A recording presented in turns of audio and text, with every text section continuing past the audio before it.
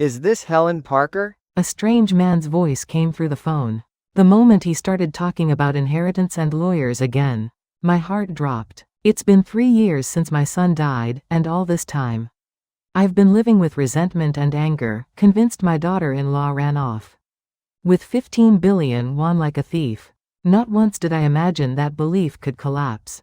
When a brown envelope fell onto my lap with a soft thud, my hands began to tremble. If I open this envelope, will it also open up all my regrets and misunderstandings? Let me tell you now why all of this happened. You're listening to Silver Story Tree, where the voices of life's late chapters gently bloom again. Subscribe, like, and turn on the bell to hear more heartfelt stories that grow with time. I could hear the rain outside, the soft patter of winter rain, soaking the rooftops of our small town in Seattle. I sat on the living room sofa, staring down at my cooling coffee. For 3 years, I'd sat in this same spot, thinking the same thought every single day, that my daughter-in-law Lisa and my grandson Noah had taken my son Michael's money and run. That's when the phone rang. The caller ID showed Ethan Collins, attorney at law, a man I hadn't spoken to in 3 years. My hand trembled as I picked up the receiver. Helen, we can't put this off any longer. Ethan's voice came through the line. We need to finalize Michael's estate documents by the end of this month. The moment I heard those words, my heart pulled me back 3 years to that day. To the funeral home on the outskirts of Seattle, to that room filled with the scent of white lilies. Michael's photograph sat on the altar, and I watched Lisa in her black dress, bowing apologetically to person after person. Little Noah, only 5 years old, then stood in a corner of the funeral home, absently playing with a drooping ribbon. He seemed unable to understand that his father had left this world. Throughout the funeral, I kept thinking to myself, even though Michael is gone, the house remains. At least Lisa and Noah will stay close to me. I can spend my remaining years raising my grandson. That thought was my only comfort. But the morning after the funeral, everything changed. Lisa and Noah vanished without a trace. Michael's house stood empty. The bank books from his desk drawer, the keys from the safe box, all of it was gone. A few weeks later, I received a statement from the bank. Unfamiliar city names, alongside records of massive transfers. $15 million. The money Michael had made from his IT startup, gone overnight. That's when the word first lodged itself in my mind. Thief. I believed my daughter-in-law was a thief. I set down the phone and looked out the kitchen window. The winter rain had stopped, and pale sunlight filtered through the gray clouds. The weather had been like this 3 years ago too. Suddenly, I heard my neighbor Maria knocking on the front door. Helen, the church called. There's a special service this weekend. Maria's voice rang out brightly. Instead of answering, I murmured to myself, I might have to see my daughter-in-law again. The weekend came, and I walked into the church with Maria. The moment I stepped into the lobby, my feet froze to the spot. An unfamiliar yet somehow familiar face. 8-year-old Noah was looking right at me. Behind him stood Lisa, silent and still. It had been 3 years.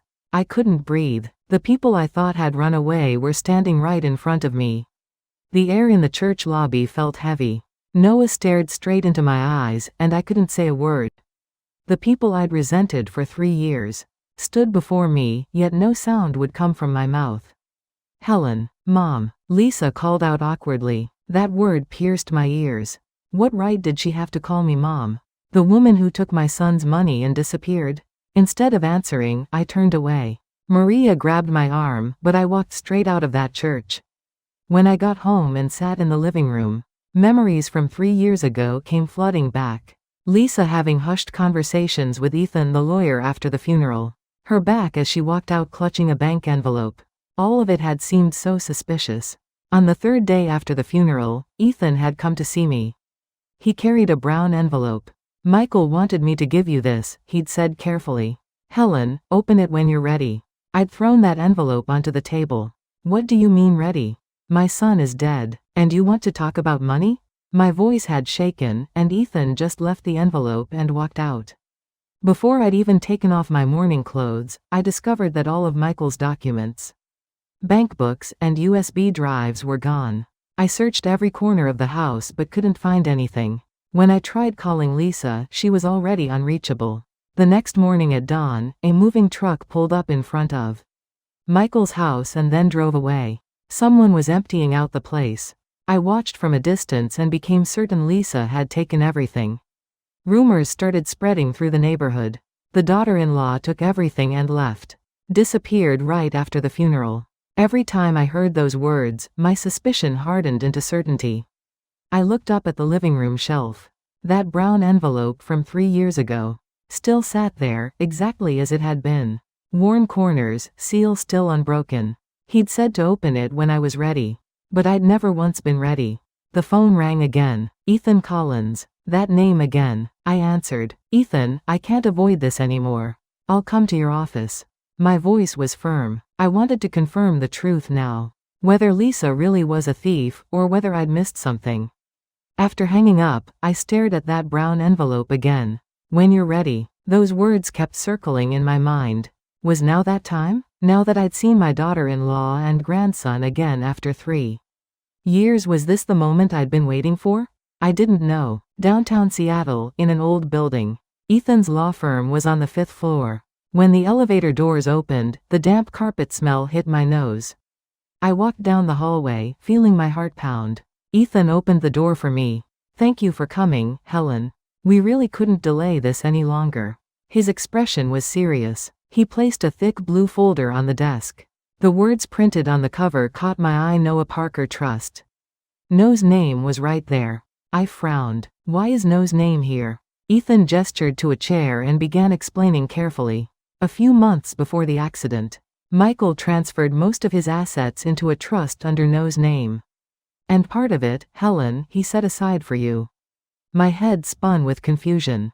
Then why didn't anything come into my account? Why did the house, the stocks, why did everything disappear? My voice grew louder. Ethan opened a drawer. He pulled out several mail envelopes that had been sent 3 years ago but returned. They had my address on them, stamped with addressee unknown. These letters were all sent to you, Ethan said. But you never received them. I think you were probably too overwhelmed to check your mail back then. From one of the envelopes, a gray card emerged. It read request for signature as co-trustee. My name was right there. My hands started trembling. So, my daughter-in-law didn't steal everything? My voice shook. Ethan shook his head. The truth is best heard when everyone is together in the same room. Lisa agreed to come here this afternoon too. Before he finished speaking, I heard the conference room door handle turning. Someone was coming in. My heart began racing again. The door slowly opened, and carefully, Lisa stepped inside. Behind her, Noah in a superhero t-shirt followed, holding Ethan's hand. I glanced at Noah, then fixed my gaze on Ethan. I didn't have the courage to look directly at Lisa. Ethan spoke up. Today, let's hear everything through to the end. To clear up this misunderstanding. No interrupting each other. His voice was calm but firm. The air instantly grew heavy. In the silence that filled the conference room, I sat with my hands clenched tight. I realized that the truth I'd believed for 3 years might be about to crumble. Lisa began speaking in a trembling voice. Helen, Mom, I need to tell you what happened right after the funeral. Tears welled up in her eyes. I kept my head down, staring only at the table. I didn't want to hear her story. But I could feel Ethan watching, so I stayed in my seat. The day after the funeral, lawsuit papers arrived from Michael's company.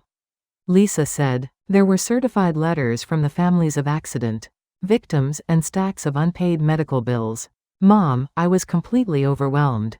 Words burst from my mouth. Michael couldn't have been that much of a mess. My son was successful. Ethan quietly placed a thick stack of documents in front of me. Settlement agreements left unsigned, emails between lawyers, bank foreclosure notices. The papers unfolded before my eyes one by one. Lisa continued, the day after the funeral, what remained in the house wasn't cash, it was debt. Mom, the $15 million you're thinking of was already gone. I took Noah and went down to Texas. We barely survived there. She pulled several photos from her bag. Pictures of a rundown apartment in Texas, a photo of herself in a Walmart cashier uniform. A newsletter from the public school Noah attended. Everything looked so humble. My gaze began to waver. But my lips remained pressed shut.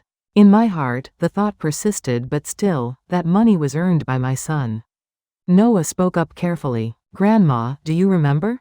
At the funeral, you gave me chocolate. That small voice echoed in my ears. I closed my eyes. I remembered giving the chocolate from my pocket to Noah. As he cried at the funeral home, he'd whispered a soft thank you. Ethan pulled out one last document. This is something I haven't shown anyone yet. A letter written by Michael himself. Helen, are you ready to receive it? A white envelope was placed in front of me. My name was written on it in Michael's handwriting. Mom. The moment I saw that writing, tears streamed from my eyes. I picked up the envelope. My fingers trembled so much I couldn't easily tear it open. I knew that the truth I'd avoided for 3 years was right inside. I unfolded the letter. Michael's neat handwriting filled the page with English sentences.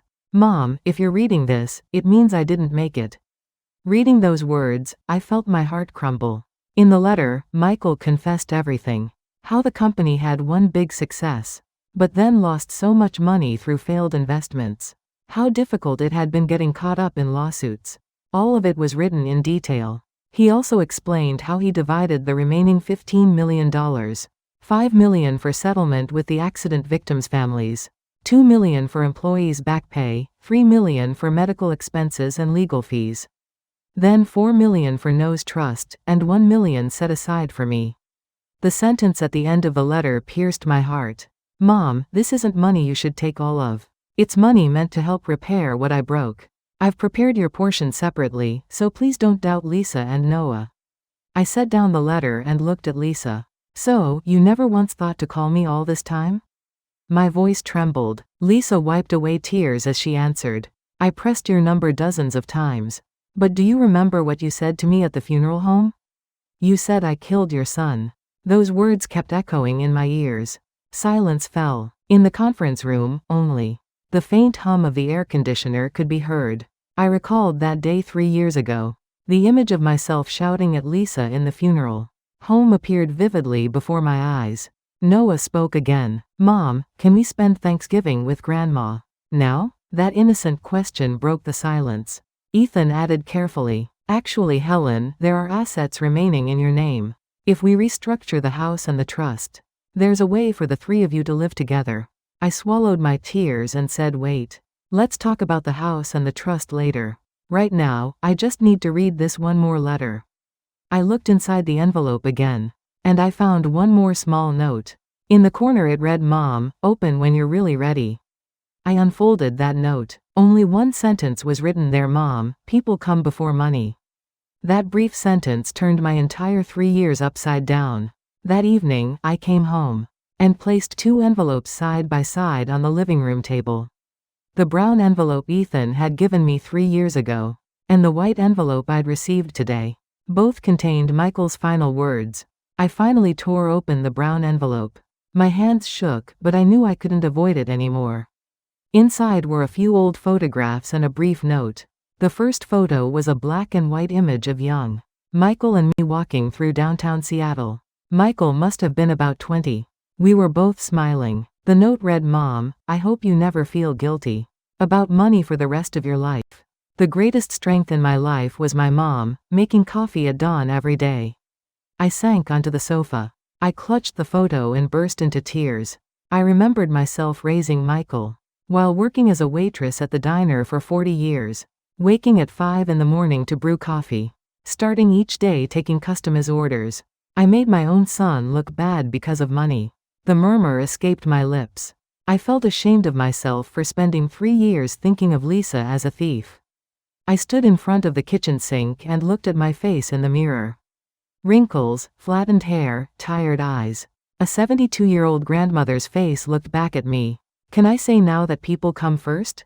I asked myself. I stayed awake all night. I read Michael's letter over and over, I don't know how many times. And I kept thinking about what Lisa had said. That she'd pressed my number dozens of times.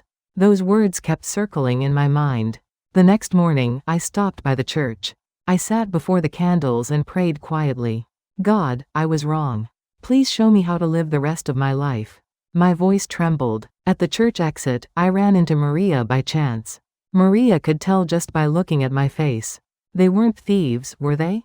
Maria asked carefully. I nodded, and I began to speak aloud. All the misunderstandings that had weighed on my heart for 3 years. Michael's letter, what Lisa had gone through. The fact that everything I'd believed was wrong. Maria took my hand. Money can be replaced, but people can't. You're all still alive, all 3 of you. Her words touched my heart. That night, I called Ethan. I want to reorganize the house and the trust. And in a way that won't make Lisa and Noah uncomfortable. My voice was firm. Ethan was silent for a moment, then answered. Understood, Helen. Let's meet again this week. We'll do this right this time. After hanging up, I looked out the window. Moonlight quietly illuminated the yard. For the first time in 3 years, my heart felt somewhat lighter. A few days later, 3 people gathered again in Ethan's law firm conference room. This time the air felt a little less heavy. I looked Lisa in the eye and gave her a small nod. Ethan brought out a whiteboard and began explaining the trust structure. Remaining cash, house equity, Noah's education fund, my living expenses. One by one, he wrote them down with numbers. There are several options, Ethan said. We could sell the house Helen is living in now. And buy a small duplex near Noah's school so you can live together. Or you could live separately and meet regularly. Lisa hesitated before speaking. Honestly, Mom, I'm still a little scared about moving into your house. But I want Noah to be able to see his grandmother often. I took a deep breath. Then made my decision. Then let's do this. We'll sell the house, send half to Noah's trust, and use the other half to buy a duplex in both our names. I'll take the first floor, you 2 take the second. Ethan nodded. It's legally sound. It's also a way to protect each other. He wrote down a few more things on the documents. Noah roughly drew a duplex on a piece of paper and said, so I can use the stairs instead of an elevator to go to Grandma's house. At his words, Lisa and I laughed at the same time. The 3 of us reached a modest but realistic agreement. The inheritance wouldn't belong to any one person, it would become a foundation for all our lives. It was no longer a fight over money, but a process of finding a way to live together. On the way out of the law firm after the meeting, Noah took my hand. Grandma, let's go look at houses together. The warmth of that small hand felt comforting. A few weeks later, I began organizing the house I'd lived in for 40 years. Every box I opened spilled out memories. There was a card Michael had made in elementary school. A crayon note that read to the world's best mom. As I was about to close the box, I noticed small writing on the back of the card. Mom, when you become a grandma later, protect my child like this too. It was Michael's childhood handwriting. I held that card to my chest. I finally fully understood Michael's last words in that brown envelope. From 3 years ago. Open when you're ready, he'd said. What needed to be ready wasn't the envelope, it was my heart. Moving day approached. Lisa, Noah, and I went to see the new house together. It was a duplex in a small town outside Seattle. The first floor had my room and a small kitchen. The second floor had space for Lisa and Noah. Noah excitedly ran up and down the stairs. Grandma, can we eat breakfast together here? At his question, I smiled and answered, of course. Grandma will make you coffee. That evening, we sat on the empty living room floor and ate pizza. There was no furniture, no curtains, but somehow it felt warm. For the first time in 3 years, it was time spent together as a family. A few months later, spring arrived at the cemetery on the outskirts of Seattle, Washington. A gentle breeze blew, and I could hear birds chirping. Lisa, Noah, and I stood together in front of Michael's headstone. The stone was engraved with the words beloved son, husband, and father. I slowly traced those words with my hand. For the first time in 3 years, I'd come here with Lisa. Noah took out a small drawing and placed it in front of the headstone. It was a picture of 3 people holding hands in front of the duplex house. I could see where he'd worked hard with his crayons. I spoke quietly. Michael, we were torn apart because of the money you left behind. But in the end, that same money brought us back together under one roof. Ironic, isn't it? My voice trembled, but my heart felt peaceful. Lisa wiped away tears and confessed. I'm sorry, Mom. I didn't run away, I was hiding. I was so scared. Her voice drifted away on the wind. I took Lisa's hand. Let's not hide anymore. Not me, not you. From now on, let's be on the same side for Noah. At my words, Lisa nodded. Noah asked playfully. So now Grandma's house and our house are the same house? Lisa and I laughed and answered at the same time yes. On the path away from the grave, I didn't look back. Michael could rest peacefully now. And we had finally come to understand the last gift he'd left behind. Back home, I made coffee in the first-floor kitchen of our new duplex. The coffee aroma filled the whole house. I could hear Noah's footsteps running around on the second floor. Lisa came down the stairs and knocked on the kitchen door. "Mom, can I have a cup of coffee?" I smiled and handed her a cup. The hands that had brewed coffee at the diner for 40 years were now serving coffee to my daughter-in-law. Sunlight poured through the window. On the living room table sat a photograph of Michael. Next to it lay the brown envelope and white envelope, side by side. Those envelopes weren't frightening anymore. I sat on the sofa, sipping my coffee and thinking. Money was just numbers. In the end, what protected my later years was the daughter-in-law and grandson I thought had disappeared. I never imagined that one letter would reopen the rest of my life. Noah came down the stairs calling out, "Grandma, want to go to the park?" I stood up and answered, "Yes, let's go." "Let me put my shoes on." As I stepped out the door, I looked back. Lisa stood in front of the duplex, waving. I waved back at her. 3 years ago, time had stopped at that funeral home. Now it was flowing again. Michael's words that people come before money were finally breathing and living in my life. Everyone, have you ever grown distant from someone you love because of a misunderstanding, like I did? Today, I learned that it's not money, but our hearts that we must protect first. My anger and regret lasted a long time, but forgiveness and understanding eventually found their way to me, even if they came late. I truly hope you will also have a second chance like that in your life. If you've had a similar experience or if any thoughts come to mind, I'd be grateful if you could quietly share them in the comments. If my story has given you even a little comfort or courage, please walk with me by subscribing and liking this channel. And if there is someone around you who might need a story like this, I kindly ask you to share today's video with them. Thank you sincerely for listening to the end, and I wish you long-lasting health and peace in your life.